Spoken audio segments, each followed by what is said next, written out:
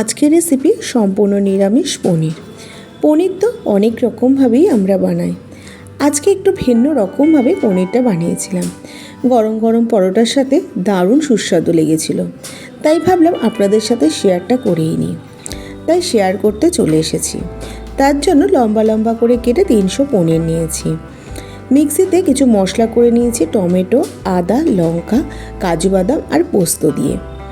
কড়াইতে সাদা তেল দিয়ে দিয়েছি, তেলটা গরম হয়ে গেছে। এবার হাফ চামচ নুন দিয়ে তেলটা ভালো করে গরম করে নিচ্ছি আর একটু। এতে পনিরটা কড়াইতে লেগে যাওয়ার সম্ভাবনা অনেকটাই কমে যায়। এবার লাল লাল করে পনিরগুলোকে ভেজে নেব। গ্যাসের ফ্লেমটা কিন্তু অবশ্যই মিডিয়ামে রাখতে হবে। পনির ভাজা হয়ে গেছে, এবার পনিরটাকে অন্য পাত্রে তুলে নিচ্ছি। ফোড়নের জন্য তেজপাতা, দারচিনি, ছোটো এলাচ, গোটা জিরে, একটা শুকনো লঙ্কা আর নিয়েছি জয়িত্রী। এবার তেলের মধ্যে ফোড়নের সমস্ত কিছু দিয়ে দিলাম। 30 থেকে 40 সেকেন্ড মতো ভেজে নেওয়ার পরে কাজু বাদাম, পোস্ত, টমেটোর যে পেস্টটা তৈরি করেছিলাম সেই পেস্টটা দিয়ে দিলাম আর মিক্সির জার ধোয়া জলও দিয়ে দিলাম। গ্যাসের ফ্লেমটা মিডিয়ামে রেখে ভালো করে কষিয়ে নেব, কারণ কাজু বাদাম দেওয়া আছে, একটু ছিটে আসার সম্ভাবনা থাকে।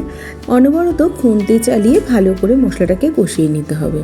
তেলটা সেপারেট হতে শুরু করেছে, সেই সময় 1 চামচ কাশ্মীরি লাল লঙ্কার গুঁড়ো, হাফ চামচ হলুদ গুঁড়ো, পরিমাণ মতো নুন, সামান্য একটু মিষ্টি আর দিয়ে দিলাম 1 চামচ গোলমরিচের গুঁড়ো। ভালো করে আবারও একটু জল দিয়ে মশলাটাকে কষিয়ে নিচ্ছি। যেহেতু টমেটো দিয়েছি, স্বাদটা ব্যালেন্স হওয়ার জন্য অবশ্যই একটু মিষ্টি ব্যবহার করতে হবে। মশলাটা খুব সুন্দর করে কষিয়ে নেওয়া হয়ে গেছে, তেলটা সেপারেট হতে শুরু করেছে। সেই সময় ভেজে রাখা পনিরটাও দিয়ে দেবো। পনিরটাকে দিয়ে আরও 3-4 মিনিট সময় ধরে কষিয়ে নেব। এতে পনিরের মধ্যে মশলাটা ঢুকবে, খেতে ভালো লাগবে। খুব সুন্দর কষানো হয়ে গেছে। এবার দিয়ে দিলাম গ্রেভির জন্য 1 কাপ মতো রুম টেম্পারেচারে রাখা দুধ। দুধটাকে আগে জাল দিয়ে ঠান্ডা করে নিয়েছি, সেই দুধটা এখানে দিয়ে দিলাম।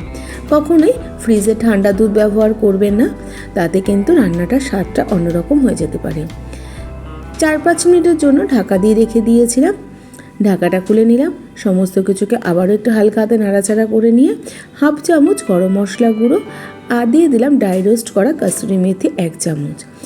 আবারও ভালো করে হালকা হাতে নাড়াচাড়া করে নিয়ে গ্যাসের ফ্লেমটা বন্ধ করে 5 মিনিটের জন্য স্ট্যান্ডিং টাইমে রেখে দিয়ে পনিরটাকে সার্ভ করে দিলাম। এইভাবে একবার নিরামিষের দিনে পনির বানানোর অনুরোধ রইল। খেতে কিন্তু দুর্দান্ত লাগে গরম গরম রুটি, পরোটার সাথে। তাহলে আজকে এই পর্যন্ত, আবার হাজির হয়ে যাব নতুন কোনো রেসিপির সাথে।